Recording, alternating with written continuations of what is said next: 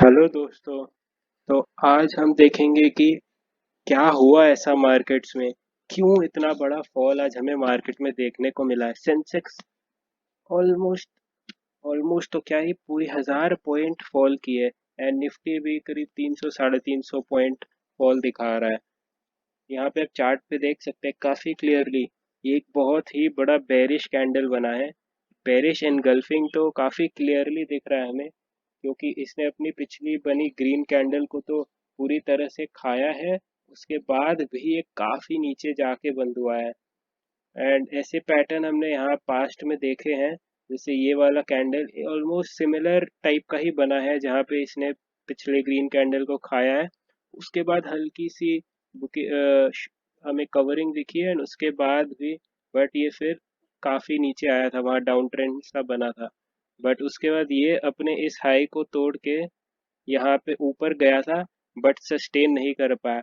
And ये मतलब कहीं ना कहीं मुझे एक्सपेक्टेड भी था कि 12,000 के पास आके अच्छी खासी प्रॉफिट बुकिंग दिखनी चाहिए, क्योंकि फ्रैंकली इकोनॉमी में अभी ऐसा कुछ अच्छा नहीं है। मतलब ना कि वैक्सीन की कुछ क्लैरिटी है अभी कि कब आएगा एग्जैक्टली इस साल, तो मतलब उम्मीद नहीं लग रही है, क्योंकि सबके ट्रायल्स ही चल रहे हैं अभी भी। There is no confirmation of any particular vaccine being out any time soon at least यहाँ पे। सो इस वजह से मुझे लगता है कि 12,000 का क्योंकि इतना तगड़ा लेवल था, और इसके ऊपर जाना मतलब लग नहीं रहा था। हालांकि मे भी हो सकता है आने वाले कुछ दिनों में वापस से ऊपर चढ़ ही जाए, एंड 12,200 300 के लेवल आपको शायद देखने मिल जाए।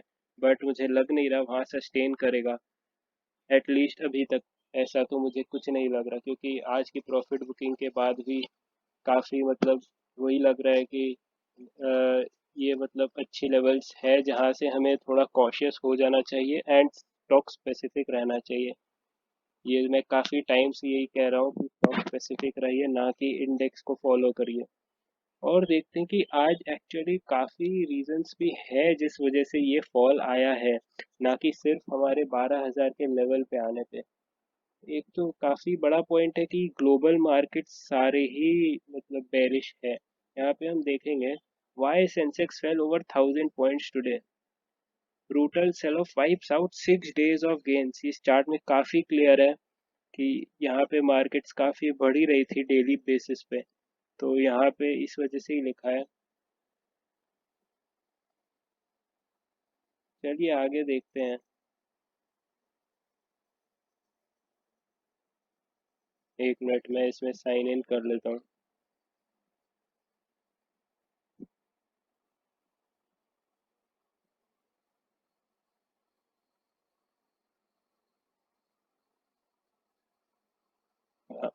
Indian shares fell sharply, ending the longest gaining streak in nearly 6 years as investors booked profit in IT companies. Nifty 50 closed down 2.5% at 11,680, and S&P BSE Sensex fell over 1,050 points दोस्तों, and 39,728 यानी 40,000 के नीचे लो बनाया है।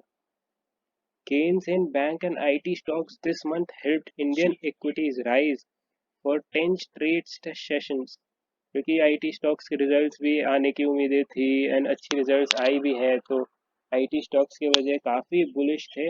हालांकि अगर ऐसा नहीं होता तो शायद 12,000 को टच भी ना कर पाता हमारी निफ्टी की इंडेक्स। बट आईटी स्टॉक्स काफ़ी यूफोरिक रही है, और हालांकि जायज़ भी है गिवन सब वर्क फ्रॉम होम ही है, उनके अफेक्ट भी नहीं हुई है ज़्यादा बिजनेस को। ठीक है आगे देखते हैं। यहाँ पे बैंक निफ्टी इंडेक्स भी 3.5% गिरा है, मतलब सबसे ज्यादा गिरने वाला इंडेक्स आज का। आईटी फर्म्स टॉप ड्रैग्स हुए हैं आज, विच एंडेड 2.9% लोअर। फाइनली जाके ये सब आईटी स्टॉक्स में भी बुकिंग देखने मिल रही है। आगे देखते हैं कि क्या रीजंस हमारे एनालिस्ट्स ने बोल रखा है। The market had moved up in expectation of a big US stimulus. At the same time, pace of recovery is under stress because of a resurgence of high rates of COVID mounting to high recession. तो यहाँ पे वही मैं बोल रहा था कि US में भी अभी एक स्टिमुलस आने की बात है, और इलेक्शंस के पहले की उम्मीद लगाई जा रही है कि एक और स्टिमुलस पैकेज आ सकता है। बट अभी तक उस पे भी क्लैरिटी नहीं है। कभी कमेंट्स आ रहे हैं कि पैकेज आने वाला है, कभी कमेंट्स आते हैं कि नहीं, कोई डील नहीं हो रही है। तो इस चक्कर में मार्केट में काफ़ी वॉलेटिलिटी भी है एंड मार्केट ऊपर नीचे जा रहा है।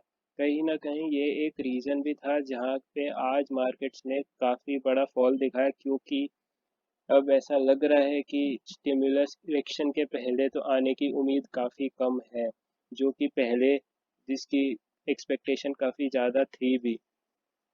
और उसके बाद एक चीज़ और थी कि कोविड के केसेस यहाँ पे ओवरऑल अभी भी there has been no muted response वहाँ पे। वहाँ पे यूरोप में काफ़ी ज़्यादा केसेस अभी भी आ रहे हैं एंड वहाँ पे फ्रेश लॉकडाउन्स की बात चल रही है। तो वो एक काफ़ी बड़ा नेगेटिव फैक्टर बन रहा है हमारी ग्लोबल इकोनॉमी के लिए, क्योंकि एक नया वेव की एक्सपेक्टेशन फिर से काफ़ी नेगेटिव चीज़ तो है ही। यहाँ पे आगे देखते हैं। Break of 11800 proves to be quite severe in intensity as markets drop 150 points from that level. Traders are advised to maintain cautions. जैसा मैंने आपको भी बोला कि यहाँ पे 12,000 के लेवल के आसपास थोड़ा केयरफुल रहिएगा एंड यहाँ पे स्टॉक स्पेसिफिक रहिएगा, ना कि इंडेक्स पे बेट करने की उम्मीद कीजिएगा। Volumes on NSE were just above the recent average, with all sectors indices closing in the red. Weakness in European markets led to fresh bout of selling. वही यूरोपियन मार्केट्स में यही रीजन यहाँ पे देखिए।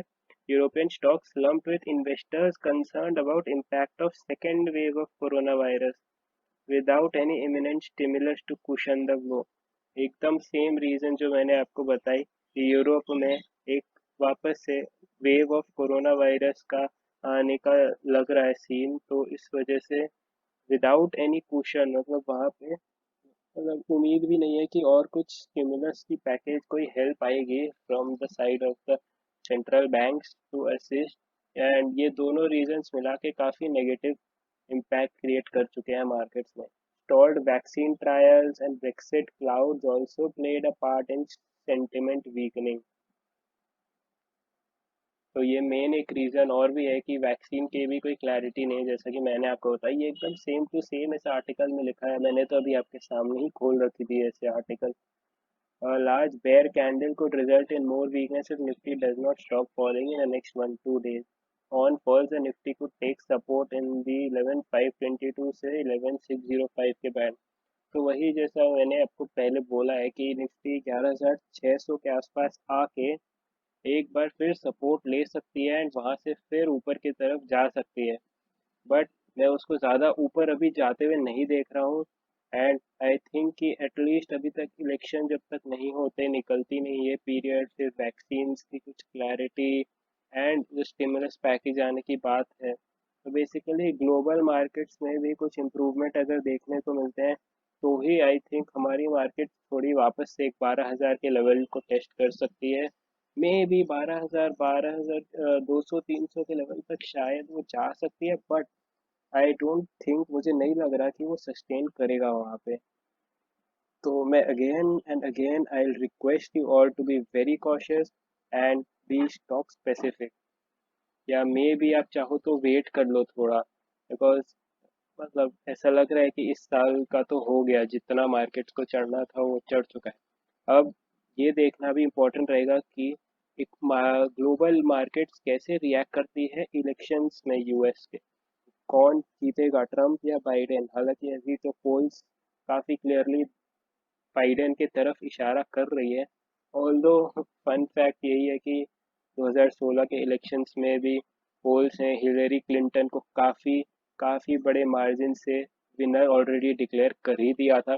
बट ऐसा नहीं हुआ, हमने जैसा कि देख रखा है, पता है हमें कि ट्रम्प जीत चुका है elections already. And we don't know कि इस बार क्या होगा, ऐसा कुछ सेम हो सकता है कि नहीं।